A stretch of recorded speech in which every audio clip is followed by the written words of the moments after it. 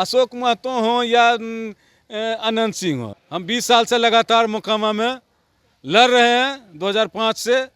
और कोई आएगा, कोई सिंह आएगा, तूफान आए, आंधी आए, उसको हम झेलने के लिए तैयार हैं और किसी से डर और नहीं लगता है हमको। पहाड़ की तरह अडिग रह लड़िएगा इस अडिग हैं, अडिग रहेंगे। लोग तो ये भी कह रहे हैं कि अनंत सिंह को साजिश के तहत जो है अब फिर से फंसाया गया, उन्हें जेल भेजा गया है। ये सब साजिश के तहत ही करवाया गया वहाँ ऐसा क्या बात है कि एक ही लोगों के खिलाफ बार बार साजिश हो रहा है? उसके घर पर गए थे ये क्या करने के लिए? मामला सुलझाने के लिए जनता की 50-60 किलो, तो जनता जहां मामला था वो 5 किलोमीटर दूरी था, उसके घर से 5 किलोमीटर दूर पर समस्या था, तो समस्या उसके घर पर जाकर के क्या करने गए थे? कहावत नहीं है कि कफ पीत बाय मरले पर जाए, वो अपना चाल व्यवहार माने अब माने अंतिम कगार पर हैं।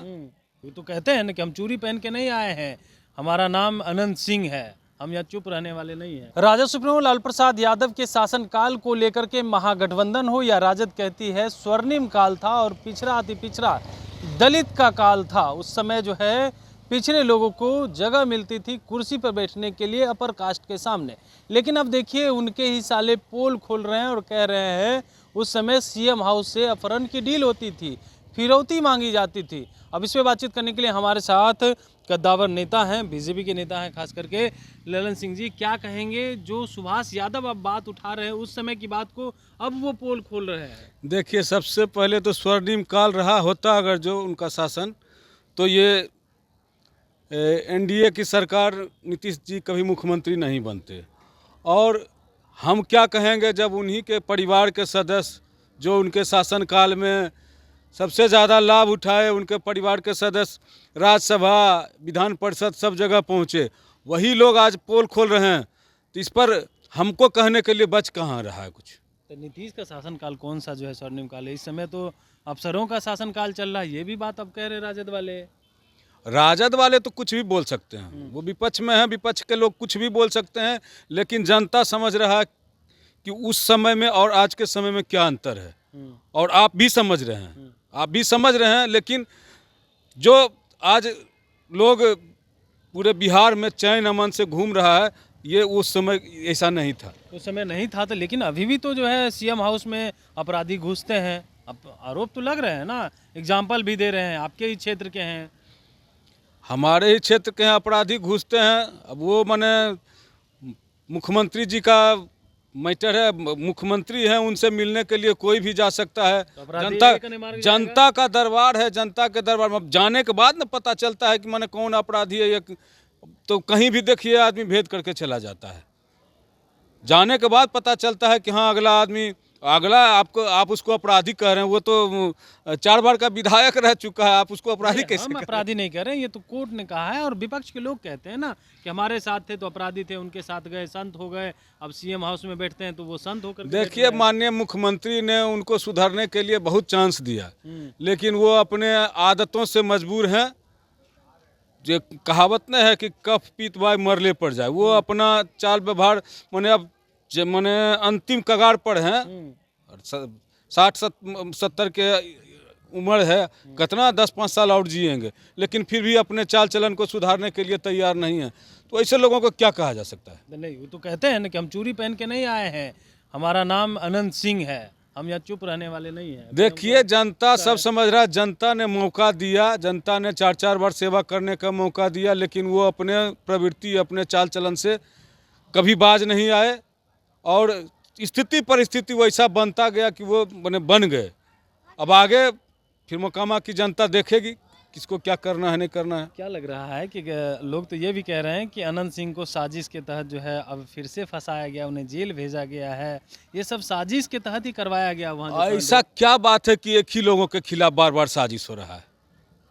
बार बार एक ही आदमी के खिलाफ पूरे बिहार में और कोई साजिश करने के लिए नहीं बचा है। एक ही आदमी बचे हैं जिनके खिलाफ बार बार साजिश होता है, बार बार जेल जाते हैं, और कोर्ट उनके बारे में क्या क्या बोलता है, नहीं बोलता है, ये सब आप लोगों से छुपा हुआ थोड़े है। बोलने के लिए तो लोग कुछ बोलबे करेंगे। क्या लग रहा है अनंत सिंह इस बार चुनाव लड़ेंगे? आप भी वहाँ से चुनाव लड़ेंगे? ये तो उनका मैटर है, चुनाव लड़ेंगे नहीं लड़ेंगे तो। और हमको ही पार्टी लड़ेंगे, हमको ही पार्टी मौका देगा तो जरूर लड़ेंगे। उधर तो अशोक महतो भी तैयार हैं चुनाव लड़ने के लिए। लड़ने के लिए लोकतंत्र है, कहीं से भी कोई भी लड़ने के लिए तैयार हो सकता है, इस पर कोई रोक थोड़े है। नहीं तो राजद के नेता हैं वो तो कह रहे हैं इस बार अशोक महतो की आंधी में अनंत सिंह हो या ललन सिंह हवा में उड़ जाएंगे। अब आने वाला समय बताएगा, वो तो मैंने जनता के विचार पर निर्भर करता है कि इस आंधी में अशोक कौन महतो के सामने आप टिक पाइएगा? ऐसा बात बोलते हैं।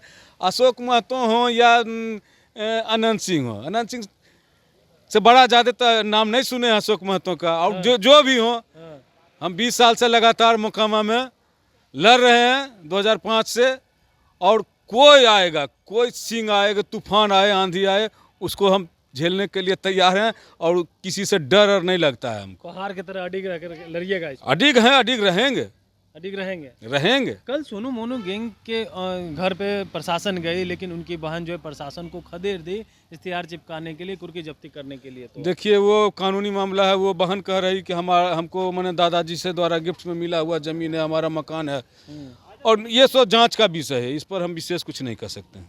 जांच का विषय है जी। अच्छा, वो जो गोली कांड हुआ, क्या लग रहा है जानबूझ करके फिर से एक दबदबा जो है अनंत सिंह कायम रखना चाहते थे, जिस वजह से वहां गए और सोनू मोनू गैंग के घर पे जाकर के जो फायरिंग हुई? आरोप लगा हाल ही का कि सोनू मोनू गैंग ने फायरिंग की तो जवाबी फायरिंग अनंत सिंह ने किया है। उसके घर पर गए थे ये क्या करने के लिए? मामला सुलझाने के लिए, जनता की 50-60 किलो, तो जनता जहां मामला था वो 5 किलोमीटर दूरी था, उसके घर से 5 किलोमीटर दूर पर समस्या था, तो समस्या उसके घर पर जाकर के क्या करने गए थे, यह अनुसंधान का विषय है। पुलिस अनुसंधान कर रहा है, उस पर विशेष हम कुछ नहीं कहेंगे। चलिए, ये अनुसंधान का विषय है और इस पर हम कुछ नहीं कर सकते हैं। पुलिस अनुसंधान कर रही है। वहीं चुनाव लड़ने को लेकर के भी कह रहे हैं पार्टी अगर मौका देगी तो अनंत सिंह हो या अशोक महतो हो, उसके लिए हम पहाड़ की तरह खड़ा हैं। फिर से चुनाव इस बार मोकामा से लड़ेंगे। लेकिन सुभाष यादव ने जो बात कही है उसको लेकर के भी कह रहे हैं कि देखिए अब तो उनके ही साले पोल खोल रहे हैं, और सभी लोग जानते हैं कि लालू यादव का काल कौन सा काल था। सबको पता है, स्वर्णिम काल था या अपराधियों का काल था। जो लोग मलाई खाए हैं आज उनको भी दर्द है, और जो घटना हुई है वो सच बता रहे हैं। कमलेश कुमार, लाइव बिहार, पटना।